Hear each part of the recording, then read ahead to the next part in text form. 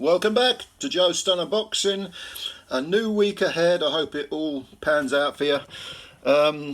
Let's talk about NATASHA Jonas taking on MIKAELA Mayer, because the fight was announced for January the 20th in Liverpool. And I think this is a very interesting matchup, not least of all because both these women have moved up very rapidly in the weight classes. Both, I think, were super feathers, and this fight will be at 147. Now, let's go through the individual fighters, because NATASHA Jonas, as I say, she started off at super featherweight. She had a draw with what's her name? What's that kid's name? Terry Harper. I knew it would come to me eventually. See, this is age. It gets you when you least expect it. Yeah, Terry Harper. And that was for the WBC and the IBO title. She drew. That was back in 2020, and it was under lockdown. And NATASHA was cut, I think, early on, second or third round. But she seemed to have done enough to have won in a lot of people's eyes. And yeah, it was like I say, it was a split draw. One went for one girl, one went for the other, and the third was, I think, 95-95. So we're talking about so near yet so far. And Terry at the time was undefeated. She was 10-0 at the time. NATASHA suffered a stoppage defeat to Vivian Obernoff. That was in 2018 in 4 rounds. Vivian has an interesting backstory if you want to go and read about it. She's in prison at the moment, let's put it that way. That's all I'm saying. But then NATASHA decides, okay, well, I'll move up and I'll fight at lightweight, because super feather, she was boiling herself down.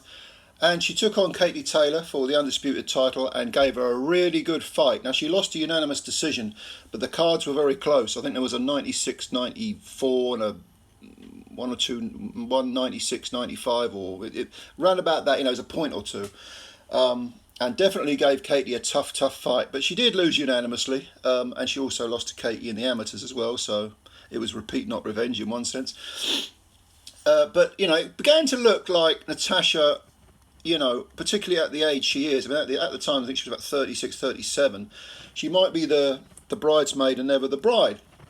But then she left Matchroom and joined up with Boxer, and she is she joined up with Sky. I think, is she a boxer? She signed to Boxer. I know she definitely has a deal with Sky. Probably, therefore, it's probably Boxer. But she is one of their rare success stories, because despite her advanced age, she moved up from lightweight, from fighting Katie at lightweight, all the way up to super welterweight, and won the WBO title against Chris Namus of Canada. Now, Chris Namus was shot by that point, if she was ever that great. She went out in 2 rounds, got floored in the first, stopped in the second, and in a subsequent fight lost in 1 round. So she was clearly shot to bits, and she just got taken out by NATASHA, who currently has 14 wins with 9 KOs, 2 defeats. But Katie and to Vivian Obernoff, 1 draw to Terry Harper. So she does hit hard. A lot of the women don't have high KO percentages, but she does hit quite hard. And then she sort of started having this Indian summer of her career, because she built on that WBO title. The same year, only about 6-7 months later, she fought Patricia Bergelt, who was undefeated at the time, 15-0. And I can't remember whether she whitewashed her. There was maybe it was like 9-1 in rounds, 10-0 in rounds. But she absolutely dominated her, and also picked up the WBC title. Then, still in 2022, only a couple of months later, she fought Marie-Eve Descartes. And Marie-Eve Descartes was 18 wins and one loss, I think it was. And again, she won the fight very, very clearly. Descartes did have little moments, won a couple of rounds, 2 or 3 rounds. But clearly NATASHA was the winner. So she goes from being an also-ran, a nearly girl, in the space, this was just 2022, to holding 3 belts, because the Descartes fight was for the IBF title. So she's now WBO, WBC and IBF champ. But she decides, okay, super welterweight isn't really my division, even though I won these 3 belts. That kind of indicates how shallow the the women's talent is at world level. It will grow, but let's be honest, it's not the greatest at world level. So she thinks I'll drop down to welterweight, which is a bit more realistic. She took on Candy Wyatt, who again had seen far better days, another Canadian girl, came in with an 11-4 win and fought very valiantly, but lost. She got stopped in 8 rounds. A lot of us predicted that would be a stoppage, and it was. And that was for the IBF welterweight title. So NATASHA, that was earlier this year, in July, I think. So NATASHA ends up with 3 belts at super welterweight and 1 at welterweight.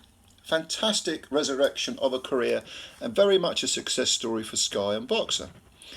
Now let's move to MIKAELA, because MIKAELA Mayer, she's 33 years old as opposed to 39, which is what NATASHA is now.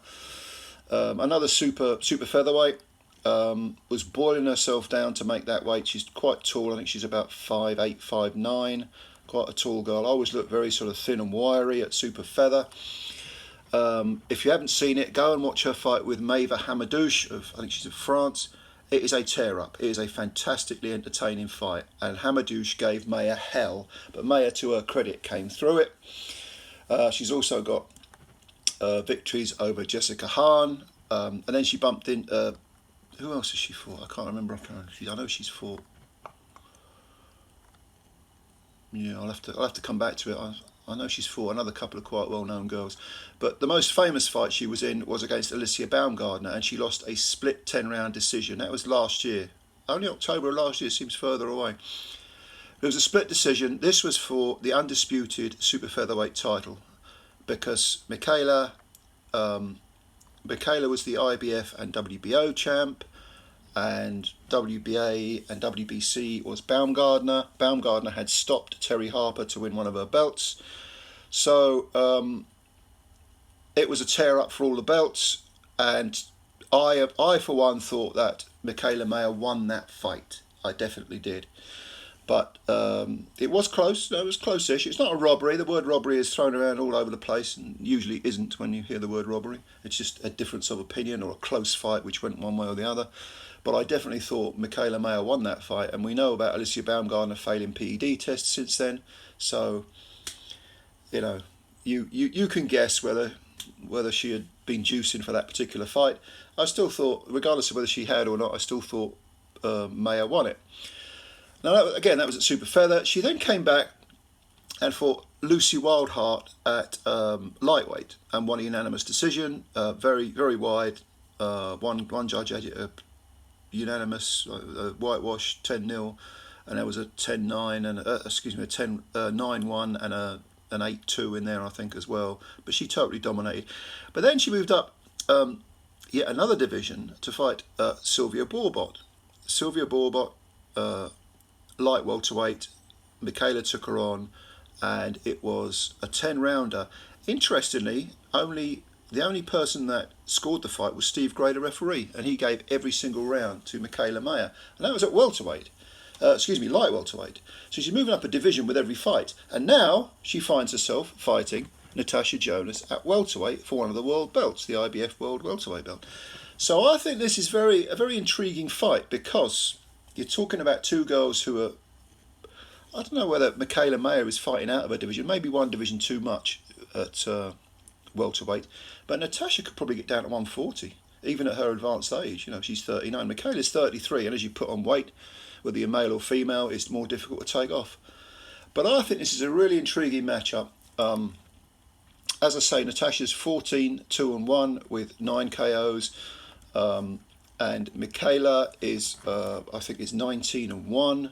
The only loss being to the controversial decision with Baumgardner. She has 5 KOs, so it probably doesn't hit as hard. But yeah, I think this is a good matchup. I mean, I'm not sure how tall NATASHA is, but I don't think she's much off 5'9". So MIKAELA won't have the height advantage. I'm not sure about each girl's reach, but this is going to be an interesting fight, really interesting fight. It's in Liverpool, January the 20th. God knows Sky and Boxer need a big bonanza. Maybe they'll stack the card. I hope they will. Make it a bit of a Liverpool event. But it's an intriguing fight. I'm going to do a prediction later on, probably closer to the fight. when we're sure it's actually going to happen, because sometimes these things fall out of bed. But yeah, take a look. What do you think? Leave your comments below. Subscribe to the channel if you're new, and hit the like button. Do that for us. Go on. It's free. It takes a second. I know it's much appreciated. Much appreciated. I always appreciate your time. I look forward to reading your comments, and take care. Bye for now.